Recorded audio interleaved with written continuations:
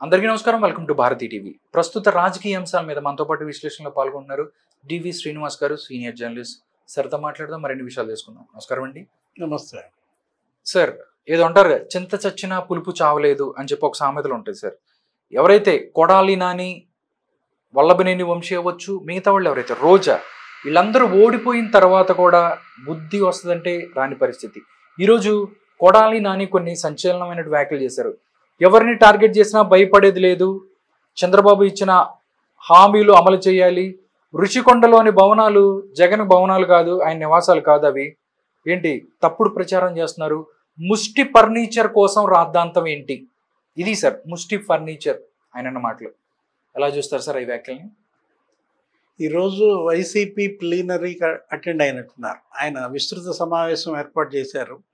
జగన్మోహన్ రెడ్డి ఓడిపోయిన అభ్యర్థులు, గెలిచిన ఎమ్మెల్యేలు, ఎంపీలు వీళ్ళందరితో ఆ విస్తృత సమావేశంలో మరి కొడాలి నాని కామెంట్స్, ఇది ఋషికొండలో ఈ ప్రభుత్వ భవనాలు అవి జగన్ సొంత భవనాలు కాదు, ప్రభుత్వ భవనాలకి ఇంత లగ్జరీ ఎందుకని కదా.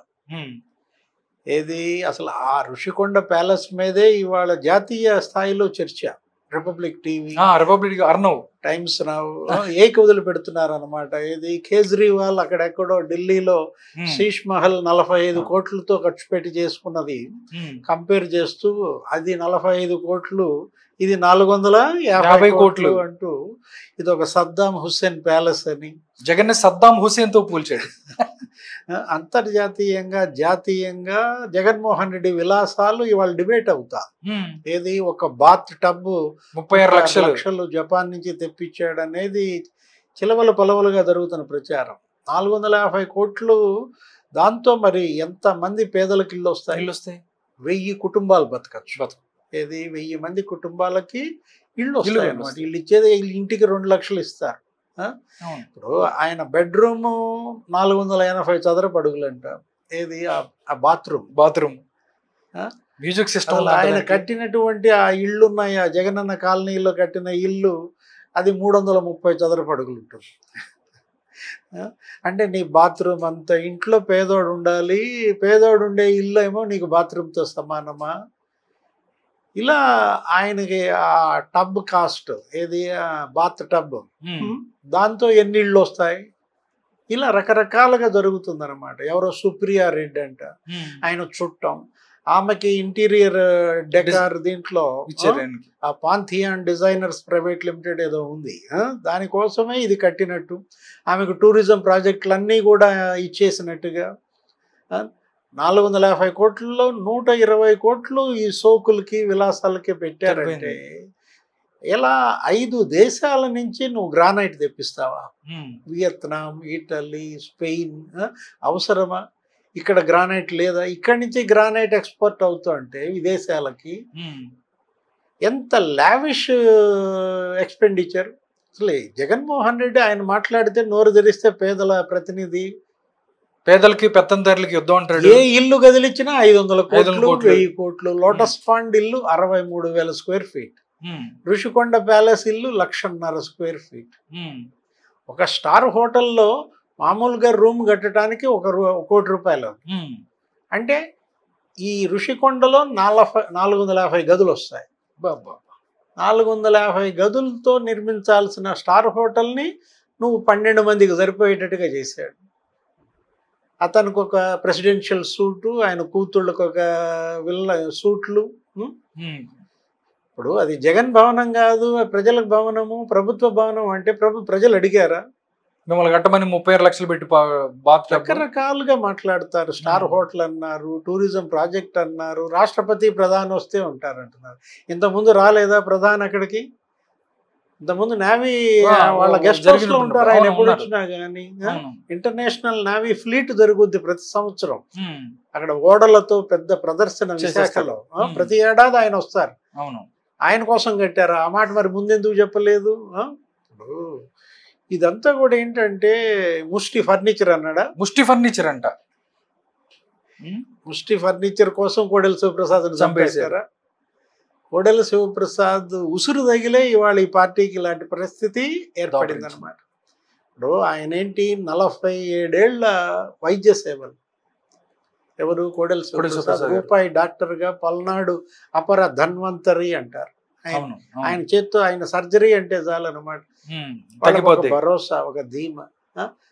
27 ఏళ్ళు ఆయన శాసనసభ్యుడు, 12 ఏళ్ళు మంత్రిగా చేశాడు శివప్రసాద్. అటు ఎన్టీఆర్ క్యాబినెట్, ఇటు చంద్రబాబు క్యాబినెట్లో. అంత గొప్ప నాయకుడు. ఏది పల్నాటి పులిగా పేరున్నటువంటి నాయకుడిని భయపెట్టి తప్పుడు వేధించి. కేసులు పెట్టి ఫర్నిచర్ తీసుకెళ్ళమని లెటర్ రాశాడు. అవును. 2 లెటర్స్ రాసినా కూడా ఆయన పైన కేసు పెట్టి, ఆయన కొడుకు మీద, కూతురు మీద 19 కేసులు పెట్టి వేధించి సూయిసైడ్ చేసుకునే పరిస్థితి ఇచ్చాడు. ఇప్పుడు నువ్వు చేసిన పని ఏంటి?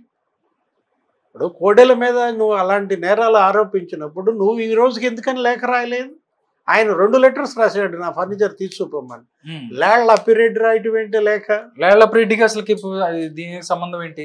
ప్రభుత్వానికి ఆయనకి 30 అడుగుల ఫెన్సింగ్ లేళ్ల అప్పిరెడ్డి ఇంటికి వేసారా, నీ ఇంటికి వేసారా? నీ ఇంటికి వేసుకున్నావు కదా.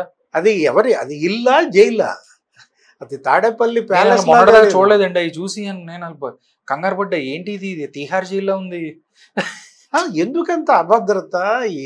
ఇప్పుడు 16 నెలలు జైల్లో ఉండటానికి అలవాటు పడి నీ ఇల్లే జైలుగా చేసుకున్నావా? ఇప్పుడు జైలు జీవితానికి అలవాటు పడి ఇంట్లో నుంచి బయటకు రాకుండా, బయటకు వస్తే పరదాల్లో తిరగటం. ఆ ముష్టి ఫర్నిచర్ ఇచ్చేయండి.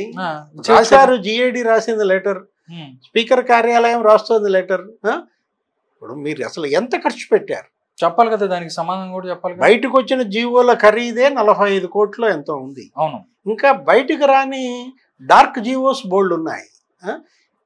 అక్కడ ఋషికొండలో ఇంత ఖర్చు పెట్టినా ఇక్కడ తాడికొండలో ఇంకెంత ఖర్చు పెట్టుంటారనే అనుమానాలు ప్రజల్లో ఉన్న దీంట్లో. అక్కడ బాత్ టబ్ నువ్వు 36 లక్షలు పెట్టినప్పుడు ఇక్కడ ఎంత పెట్టావు? ఎంత బిల్లులు చేసుకున్నావు? రేపు పొద్దున అసెంబ్లీ బిగిన్ అయితే అక్కడ ప్రశ్నలు ఆ జవాబుల రూపంలో తప్ప వాస్తవాలు బయటికి రావు అన్నమాట. జగన్మోహన్ రెడ్డి ఇప్పటికైనా కూడా ఆయనలో పశ్చాత్తాపం లేకుండా ఇంకా వీళ్ళనే చుట్టూతా పెట్టుకుని, ఏది అదే కొడాలి నాని, అదే వంశీ, అదే రోజా, ఇప్పుడు ధనుంజయ రెడ్డి, జవహర్ రెడ్డి, సజ్జల చేసిన డ్యామేజీ ఇంకా చాలదు. మార్పు రావాలి, పశ్చాత్తాపం కలగాలి, తనను తాను విశ్లేషించుకోవాలి. ఎందుకు నేను ఓడిపోయాను? అది లేదు ఇక్కడ జగన్మోహన్ రెడ్డిలో.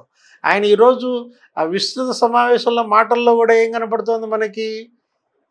2,70,000 కోట్లు నేను ఇచ్చాను. ఎప్పుడు ఇంక అదే గోలా, అదే క్యాసెట్ వేస్తానే ఉంటాడు.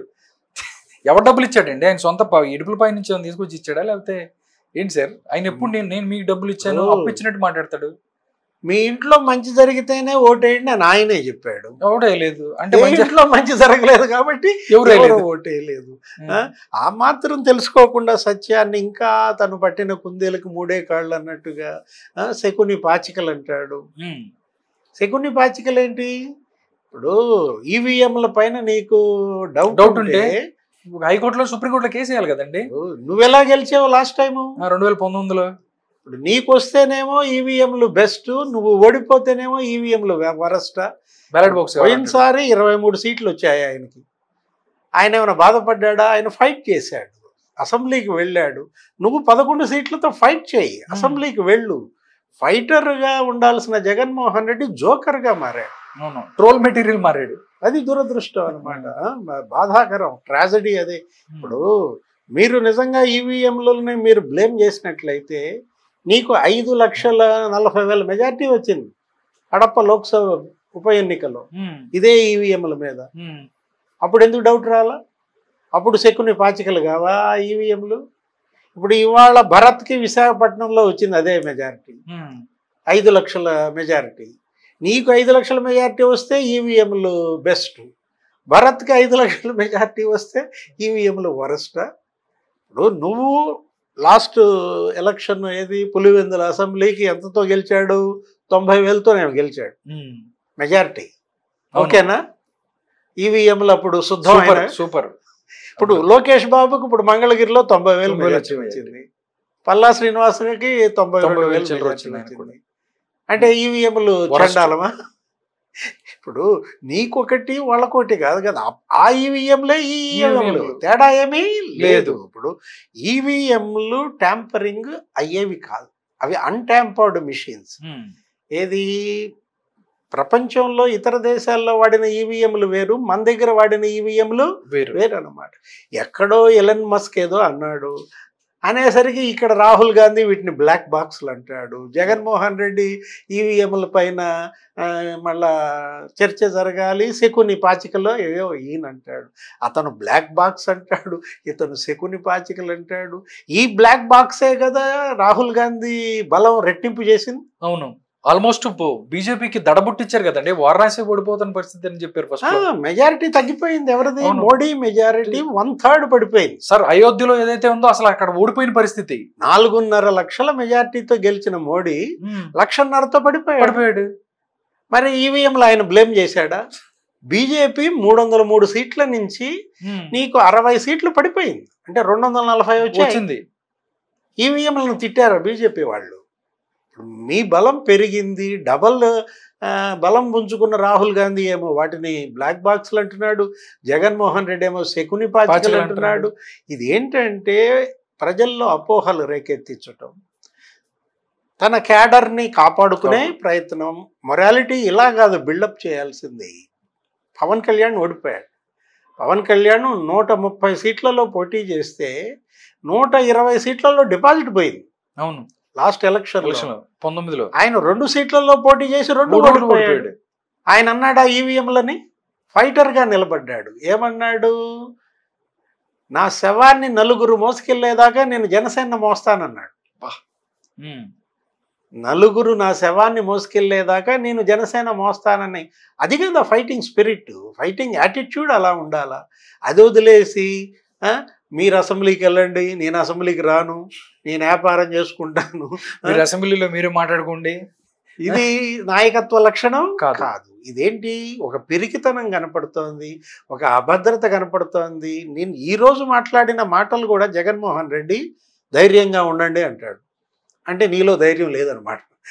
నీ చుట్టుపక్కల వాళ్ళందరినీ ధైర్యంగా ఉండండి అని చెబుతున్నావంటే కంగారు పడుతున్నావు. నువ్వు ధైర్యంగా ఉంటే వాళ్ళు ధైర్యంగా ఉంటారు.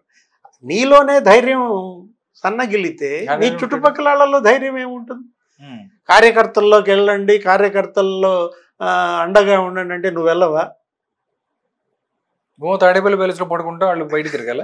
ఇదే కదా, దీనికే కదా ఓడిపోయింది. నువ్వు జనంలో తిరిగి ఉంటే, నువ్వు ప్యాలెస్ నుంచి బయటకు వస్తే, ఈ పరదాలు కట్టుకోకుండా తిరుగుంటే, ఈ చెట్లు నరికేయకుండా తిరుగుంటే ఈ పరిస్థితి వచ్చేది కాదనమాట. ఇప్పుడు ఈవీఎంలు భారత్లో వాడిని నేను చెప్తుంది ఏంటంటే దానికి కరెంట్ ఉండదు. అవును, అవి బ్యాటరీ మీద పనిచేస్తాయి. వైఫై కానీ ఇంటర్నెట్ బ్లూటూత్ కూడా ఉండదు, ఇంటర్నెట్ లేదు, వైఫై లేదు. అన్ట్యాంపర్డ్ మెషిన్స్ అవి, అన్కంట్రోల్డ్ మిషన్స్ అనమాట. అసలు ఈవీఎం ఇప్పుడు 2 ఉంటాయి. దానిలో కంట్రోల్ యూనిట్ ఉంటుంది, బ్యాలెన్సింగ్ యూనిట్ ఉంటుంది. ఏ యూనిట్ ఎటు వెళ్ళుదో తెలియదు. కంట్రోల్ యూనిట్ ఒక చోటుకి వెళ్తుంది, బ్యాలెన్సింగ్ యూనిట్ వెళ్తుంది. అసెంబుల్ చేసేదాకా ఆర్ఓకి తెలియదు ఏది కంట్రోల్ యూనిట్ నాకు వచ్చింది, ఏది బ్యాలెన్సింగ్ యూనిట్ నాకు వచ్చింది. ఆ డిస్ట్రిబ్యూషన్ కూడా ర్యాండమ్గా జరుగుద్ది. ట్యాంపరింగ్ ఇంకెక్కడ జరిగింది? మ్యానుఫ్యాక్చరింగ్ స్టేజ్లో జరగదు. ఎందుకంటే ఇవి ఎప్పుడు తయారయ్యాయి? 6 నెలల క్రితం తయారైనాయి, 3 నెలల క్రితం తయారైనాయి. అప్పటికి షెడ్యూల్ లేదు, నోటిఫికేషన్ లేదు, ఎవరు ఎక్కడ పోటీ చేస్తారో తెలియదు. అసలు నీకే తెలియదు నువ్వు ఎవరిని నుంచోబెడుతున్నావు. నువ్వే మార్చేసావు కదా 40 మంది అభ్యర్థుల్ని. ఇంకా ఇక్కడ ట్యాంపరింగ్ అవకాశం ఎలా ఉంటుంది? డిస్ట్రిబ్యూషన్లో అది అసలు ఏ బాక్స్ ఎటు వెళ్ళుద్దో తెలియదు.